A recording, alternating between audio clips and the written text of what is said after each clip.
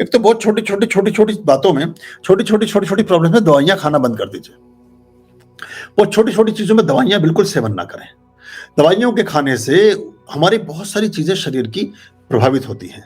एक हमारी एक चीज़ और खत्म हुई है, धनिया, कोरिएंडर पाउडर और टर्मरिक पाउडर। हल्दी और धनिये का सेवन भी कम हो गया है और बहुत सारी डिशेज़ जो बाज़ारों से आती हैं, उनमें हींग, धनिया, ये सारे पौष्टिक पदार्थ जो हमारे जीवन के लिए बहुत उपयोगी हैं, ये डाले ही नहीं जाते हैं।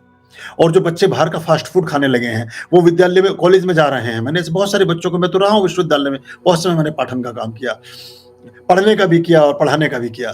तो बच्चे अपने टिफ़िन को तो चैरिटी कर देते हैं और वहाँ की कैंटीन में कुछ भी मैगी खा रहे हैं या कुछ भी खा रहे हैं। ये कभी-कभी तो ठीक है, थोड़ा-सा इस कभी-कभी ठीक इसलिए बोल रहा हूँ, वैसे तो कभी भी ठीक नहीं है। लेकिन कभी-कभी ठीक कह के इसलिए थोड़ा आपको दिलासा देता हूँ कि आपको एकदम ही लगेगा कि लो जी, इन्होंने तो बंद ही कर दिया। या फिर उसको घर में या उस तरह से बना करके कभी सेवन कर लें। इन चीज़ों में जो पौष्टिक पदार्थों के अभाव हो गए हैं, वो हमारे शरीरों को खराब कर रहे हैं। ये हमें ध्यान रखना पड़ेगा। देर-देर रात तक जगे रहना, ये बच्चियाँ बहुत-बहुत देर तक, रातों तक जगी रहती हैं। ये देर रात तक जगना, फिर दिनचर्या का ठीक ना होना, ठीक भोजन का ना करना, भोजन के कट ऑफ होने लगे हैं। मैं देख रहा हूँ लोगों के घरों में, परिवारों में पिछले 5-10 सालों में ज़्यादा देखने को मिला है। लोग खाने के बंक मार रहे हैं। कोई चाय बिस्किट खा के गुज़ारा कर रहा है, किसी ने कुछ पिज़्ज़ा बर्गर खा लिया, किसी ने कुछ समोसे खा लिए, किसी ने मट्ठी खा ली, किसी ने कुछ और कर लिया। ये जो शॉर्टकट्स हैं, ये आपके आरोग्य को घटाते हैं, ये आपके स्वास्थ्य को खराब करते हैं। दही, चावल, दाल, रोटी, सब्जी, मट्ठा, मिर्च, मसाला, सारी चीज़ें आपके स्वास्थ्य के लिए उपयोगी हैं और ये सारी चीज़ें हमारे जीवन को अच्छा करती हैं, हमें ध्यान रखना चाहिए। प्रत्येक स्त्री को, जिनको ब्लड प्रेशर हाई नहीं रहता, बच्चियों को तो होगा ही नहीं, बड़ी उम्र में होता है, अगर उनको धनिये का सेवन करना चाहिए, कोरिएंडर पाउडर का मैक्सिमम सेवन करना चाहिए और हल्दी का करना चाहिए। हल्दी में कुकरमिन होता है, जो कैंसर, किसी भी प्रकार की गांठों को बनने से रोकता है शरीर में। कुदरती ही एक इस तरह का सिस्टम है कि आपके शरीर से उसको खत्म करता है। ये हमें ध्यान रखना चाहिए। और कभी-कभी हम या तो बहुत लंबे समय तक हम भूखे रहते हैं या बहुत ज़्यादा ओवर ईटिंग करते हैं। इन दोनों चीज़ों से बचना चाहिए। ये बच्चे कई-कई टाइम का बंक मार जाते हैं। बिस्किट का गुज़ारा कर रहे हैं, चिप्स ही खा रहे हैं, भूख लग रही है तो एक पैकेट ले लिया चिप्स का, वो खा लिया। ये सब, कोल्ड ड्रिंक पी रहे हैं, ये चाय पिए जा रहे हैं, ये सब बातों से बचना पड़ेगा।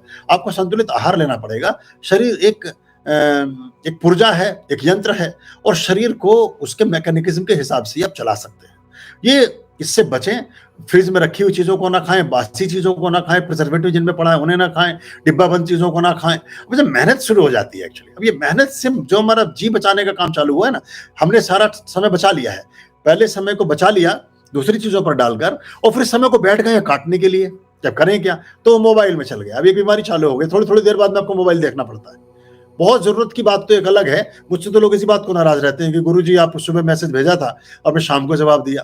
तो मुझे तो थोड़ा-सा आपको एडवांस ही लेके चलना पड़ेगा। बल्कि सोमवार की बात मुझसे शुक्रवार को पूछ लिया करो और गुरुवार की बात पूछ लिया करो मंगलवार को, तो वो अच्छा रहेगा। एटेंडम मैं कम यूज़ करता हूँ और कभी-कभी बहुत-बहुत कई-कई घंटे नहीं भी करता हूँ।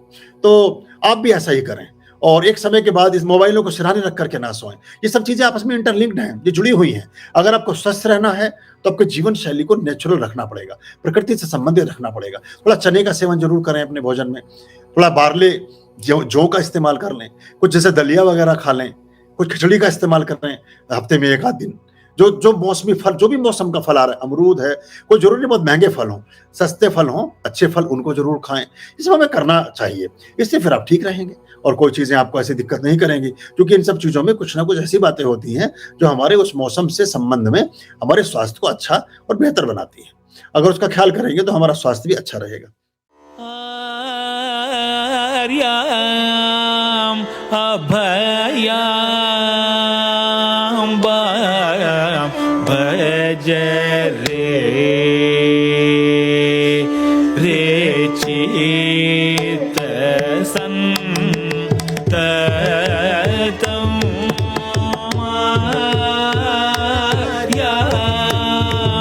अभयाम